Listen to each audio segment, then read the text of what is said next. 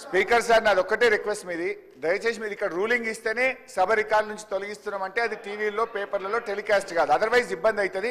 ఇంకొక చిన్న submission sir, మనం నార్మల్గా రోడ్ల మీద డ్రంక్ అండ్ డ్రైవ్ టెస్ట్ చేస్తాము, ఇప్పుడు అసెంబ్లీలో కూడా బయట డ్రంక్ అండ్ డ్రైవ్ టెస్ట్ చేయాల్సిన అవసరం కనబడతా ఉంది. కొంతమంది సభ్యులు పొద్దున్నే బాగా డ్రంక్ చేసి సభలోకి రావడం వల్ల వాళ్ళు ఏం మాట్లాడుతుందో సోయి లేకుండా మాట్లాడే పరిస్థితి వచ్చింది.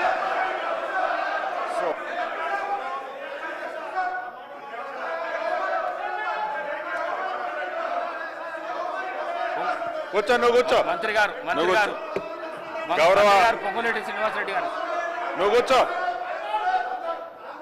కూర్చో అన్న. అధ్యక్ష, ఏదైతే బాగా అనుభవజ్ఞులు, చాలా సీనియర్ మోస్ట్ మాజీ మంత్రివర్యులు హరీష్ రావు గారు ఇంతకు ముందు మాట్లాడిన వర్డ్ చాలా బాధాకరమైంది. సభకే కాదు సమాజం తలదించుకునే పదం వాడటం జరిగింది.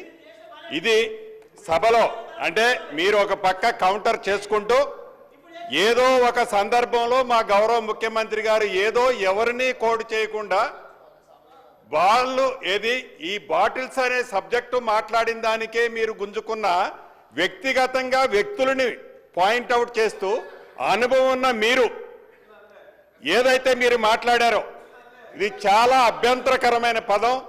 తప్పకుండా ఇది మీరు కాదు, మేము మాట్లాడినా వ్యక్తిగతంగా ఇట్లా తప్పు. ఇక్కడ దీనికి సభా సాక్ష్యంగా మీరు క్షమాపణ చెప్పాలని డిమాండ్ చేస్తున్నాను.